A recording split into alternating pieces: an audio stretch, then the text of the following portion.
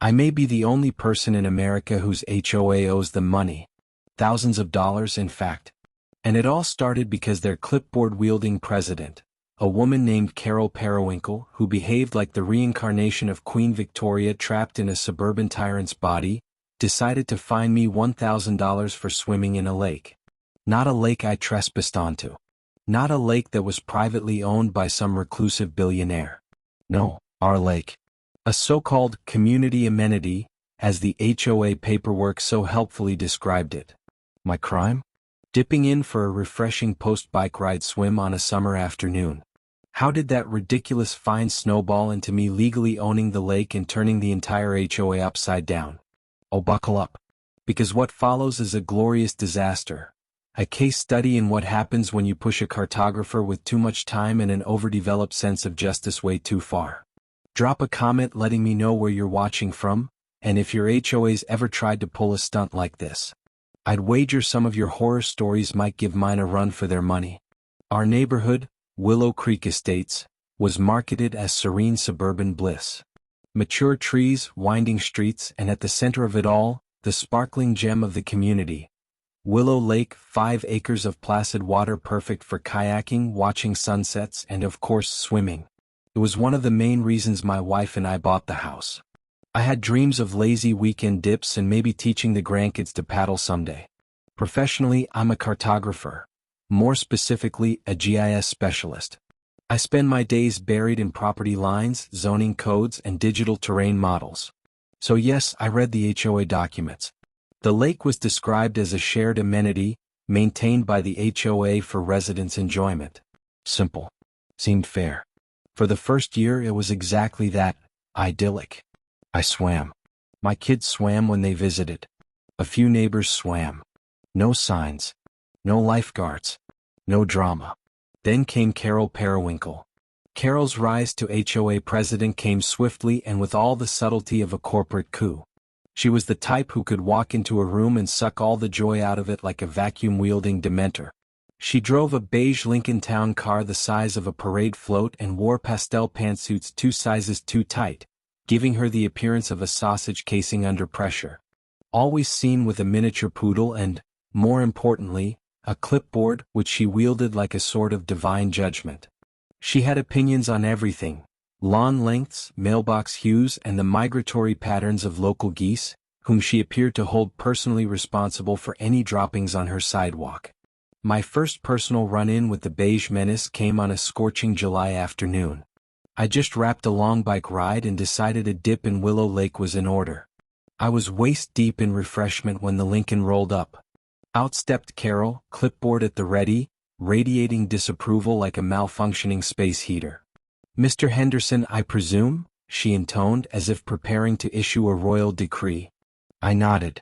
She continued, "Are you aware that unauthorized recreational activity in Willow Lake is strictly prohibited?"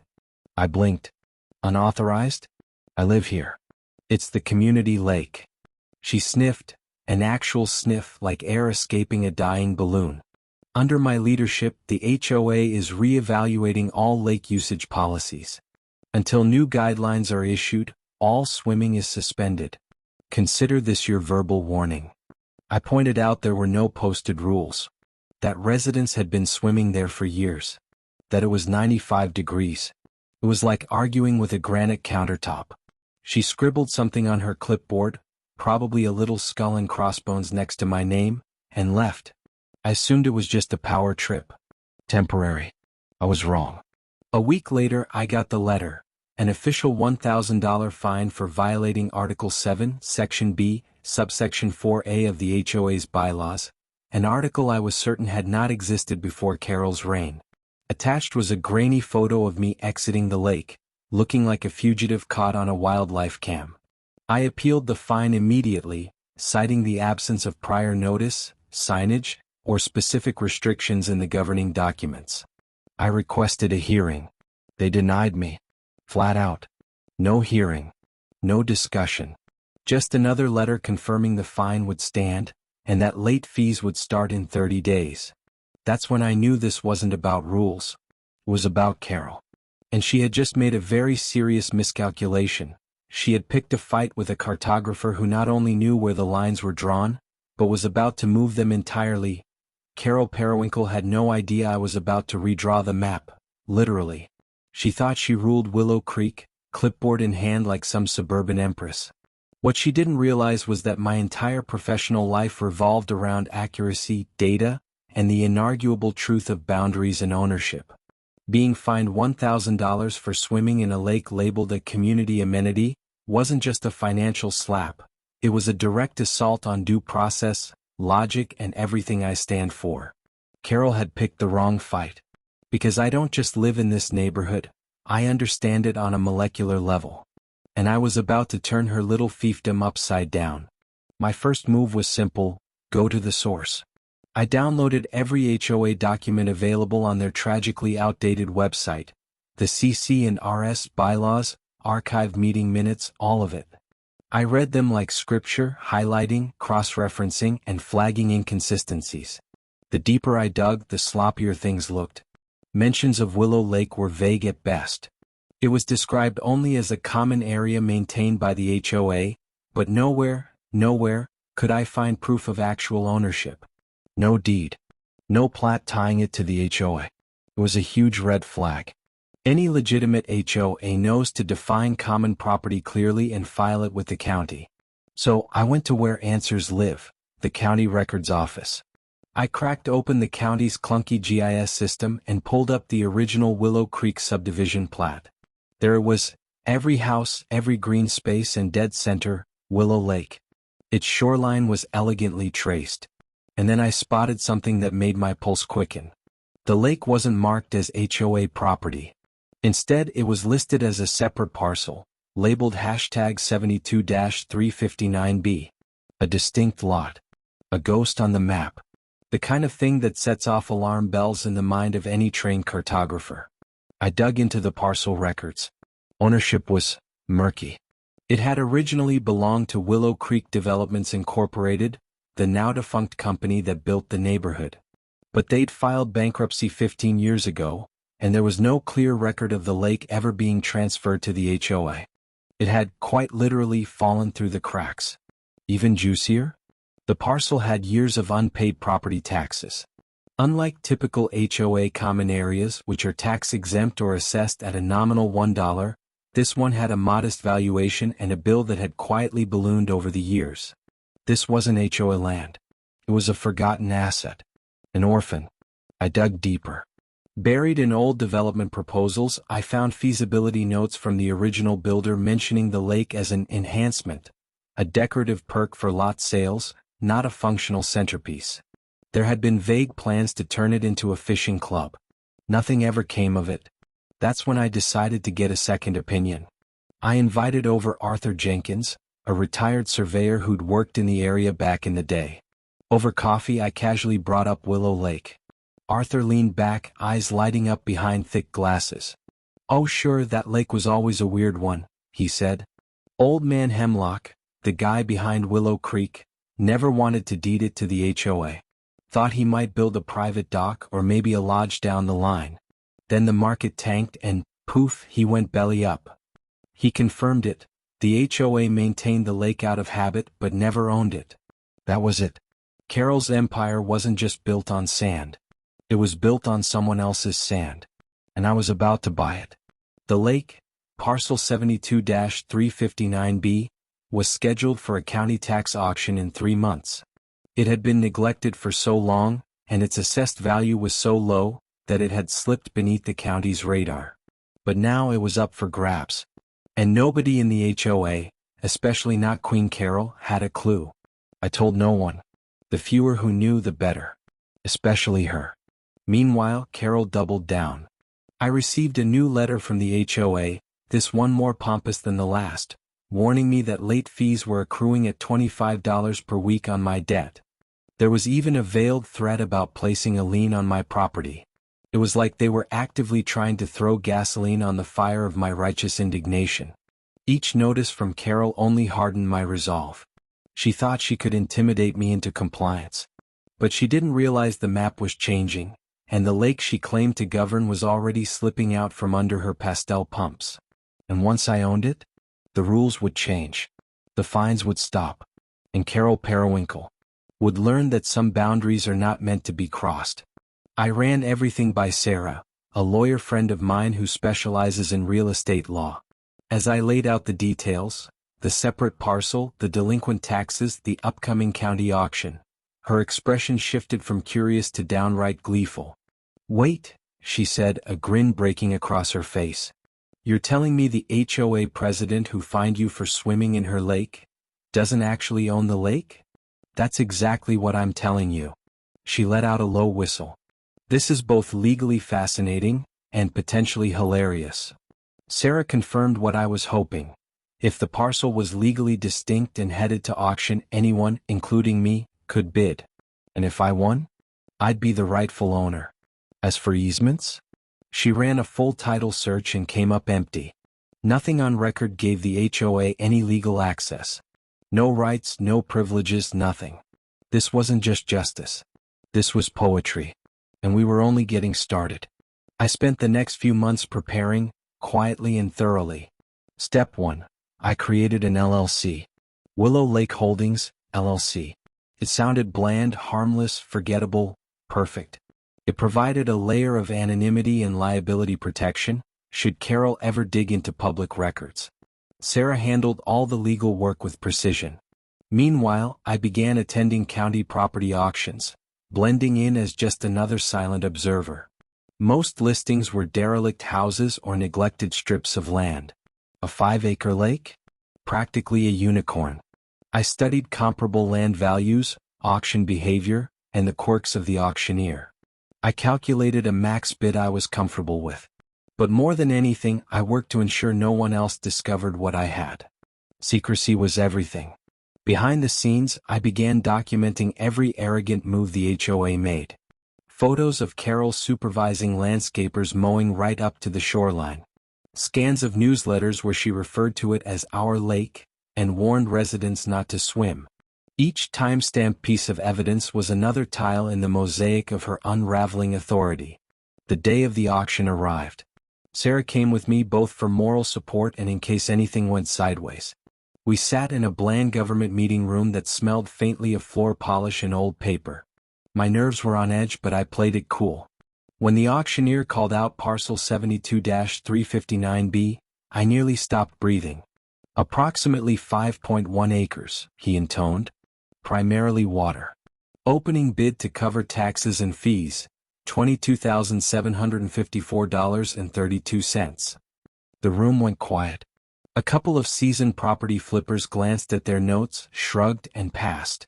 A landlocked lake with no direct road access? Not worth their time. "Do I have an opening bid?" the auctioneer asked. I raised my paddle. Bidder 73. Going once, going twice. Bang. Sold to bidder number 73. Just like that, Willow Lake Holdings, LLC became the legal owner of Willow Lake. The same lake I'd been fined $1,000 for touching. The same lake Carol Periwinkle claimed as her queendom. And now, it belonged to me. Over the next few weeks, I could barely contain myself. While we waited for the deed to record officially, Sarah and I began prepping for Phase 2, the grand reveal. We weren't just going to tell them. We were going to show them, clearly, legally, and with flair. First came the signage. No flimsy hardware store signs here. We had professionally made, high-contrast, legally binding private property signs printed. Willow Lake Holdings LC. No trespassing. Access prohibited without written permission. Violators will be prosecuted and fined. Fines were set at $500 per person, per incident, and $1,000 for any organization that encouraged unauthorized use. Just a touch more than Carol's original fine. Poetic, really. While the signs were being fabricated, I continued monitoring the HOA. Their landscapers, still oblivious, mowed right over my property line. I snapped photos, captured videos, documented everything. On 2 occasions, I spotted Carol herself giving instructions in her signature pastel pantsuits, now a walking liability. Meanwhile, her HOA kept up the pressure. I received a certified letter, thick, creamy stock, full of bluster, claiming my unpaid fine, now $1,150 with fees, would result in a lien on my home if not settled in 10 business days. They were so busy threatening me they hadn't realized they were trespassing on my land. This was the moment I'd been waiting for. Sarah drafted a very polite, very pointed legal response. It asked the HOA to produce documented proof of ownership for Willow Lake. Specifically, we requested the deed or plat that granted the HOA rights to the land upon which my unauthorized aquatic activity occurred. There wasn't one. We knew it. Carol didn't. When her reply came, it was exactly as arrogant as expected. The HOA's long-standing stewardship and maintenance of Willow Lake confirms its undeniable authority, she wrote. Please remit payment immediately. She still hadn't realized she was trespassing. Still assumed the world bent to her clipboard. The next HOA board meeting was scheduled for the following Tuesday. That would be my stage. Sarah and I agreed I wouldn't just make a point. I'd make history. Because what better way to end a petty dictatorship than by repossessing its crown jewel out from under it? And this time it wouldn't just be a splash. It would be a cannonball. Sarah joked the day before the meeting, "You should wear a crown when you drop the deed on the table." Tempting, but I settled for something more subtle and far more effective. That night, under cover of darkness and a moonless sky, a trusted friend and I conducted a quiet little operation. We installed our custom no trespassing, private property signs at every major access point around the lake. They were big, bold, professionally made, and utterly unmissable. We even placed one directly in front of the path Carol used for her morning power walks. I imagined her reaction the next day, clipboard in hand, poodle yapping, and her world beginning to crack. The HOA meeting was held in the usual sterile community clubhouse. About 20 residents showed up, a mix of Carol's faithful minions, indifferent neighbors, and a few like me who had clearly come with an agenda. Carol presided at the head of the table, flanked by Gerald McMillan, the perpetually anxious treasurer, and Agnes Periwinkle, her sister-in-law and the board secretary, whose main contribution seemed to be glaring at anyone who wasn't Carol. The meeting began as always with a tedious monologue about community standards, which roughly translated to whatever Carol personally liked. Then came the old business. Her eyes, cold and sharp, locked onto mine. "Mr. Henderson," she said, oozing condescension, "we have yet to receive payment for your flagrant violation of lake rules. The board has unanimously voted to proceed with placing a lien on your property if payment is not received by week's end." She smirked. That was my cue. I stood up calmly. Sarah stood with me. "Actually, Carol," I began, "there seems to be a slight misunderstanding regarding the lake." Carol's smile faltered. "There is no misunderstanding, Mr. Henderson," she snapped. "You violated the rules. You owe the fine." I opened the folder in my hand. "The rules of which lake, Carol? The HOA's lake? Because I have some interesting information about the ownership of that lake." I placed a certified copy of the deed to parcel 72359B, the legal document proving my company owned Willow Lake, right in front of her. "As of 3 weeks ago," I told the room, "Willow Lake is private property. My property." The silence that followed was glorious. Carol stared at the paper as if it were radioactive. Her face turned a fascinating shade of purple. Gerald looked ready to faint. Agnes dropped her pen. And the rest of the room? A mixture of stunned, curious, and, in a few cases, quietly delighted. This is outrageous." Carol spluttered. "You can't just buy the lake. It belongs to the HOA. It's always belonged to the HOA." "Actually no," Sarah said smoothly. "It hasn't." She stepped forward, her legal tone calm and precise. "Parcel 72359B was never deeded to the HOA. It was a separate, unclaimed parcel, which my client legally acquired at a public county tax auction." She opened her own folder and began laying out documents. I followed up. "Since taking ownership, we've documented numerous instances of trespassing by the HOA and its contractors. For example, your landscapers mowing several feet onto my property." I showed photos. "And I trust everyone saw the no trespassing signs installed last night? Those signs are real. So are the fines." Gasp. Whispers. One resident let out a soft, "Whoa." For an organization systematically trespassing, falsely asserting ownership, and even trying to profit from land it doesn't own? I continued. There are consequences. I placed an official invoice next to the deed. The number on it, $10,000. Carol's jaw dropped. The room erupted. It was chaos. Carol stammered, gesturing wildly at documents she didn't understand. Gerald's face was pale, his hands trembling. Agnes just sat there stunned. Sarah fielded questions calmly. Yes, the purchase was legal. Yes, the deed was recorded. No, the HOA had no valid easements. No, long-standing practice meant absolutely nothing in court. Finally, Carol attempted a squeaky threat. We'll sue you." "For what?" I asked. "For buying legally auctioned property? For protecting it from unauthorized use? That's not a lawsuit, Carol, that's called property rights. You know, the thing HOAs love to preach about." I addressed the residents directly. 4 years your HOA under Carol's leadership has enforced rules, issued fines, and spent your dues on a lake it never legally owned. That era ends tonight. The invoice for $10,000 would cover past unauthorized use and false claims of ownership. One brave resident asked the question on everyone's mind. "Did you know we didn't own the lake, Carol?" Another. "Have our dues been spent maintaining someone else's property?" Carol muttered something about assumed agreements and tradition, but the damage was done. The meeting collapsed into confusion and finger-pointing. The fallout was swift. Within days, the HOA lawyer confirmed everything. I legally owned Willow Lake. They had no easement, no claim, no defense. Fighting me in court would be a PR and financial disaster. They folded. The fine against me? Retracted. An apology? Issued in writing. The $10,000 invoice? Negotiated down to $7,500. Carol Periwinkle?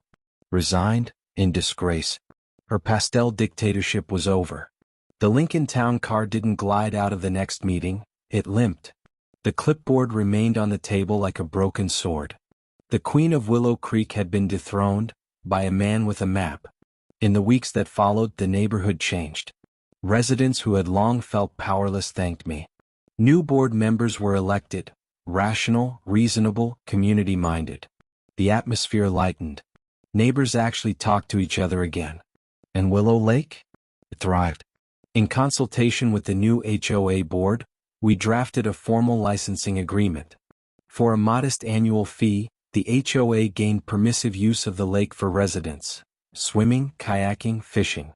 The funds covered insurance, property taxes, and real improvements, not pastel pet projects. We even formed a volunteer group, Friends of Willow Lake, to organize cleanups and events. I joined. We stocked fish, installed benches, and turned the lake into what it was always meant to be. A community treasure, not a crown for a petty tyrant. So that's how I went from being fined $1,000 for swimming to owning the lake. It took patience, research, a little legal firepower, and a lot of restraint. But in the end, Carol Periwinkle's reign crumbled under the weight of her own arrogance. Moral of the story? Never underestimate the quiet guy with a plat map and a grudge. And if you enjoyed this tale of cartographic justice, hit that like button, subscribe, and drop your own HOA horror story in the comments. I read every one. And who knows? Maybe your story will be next.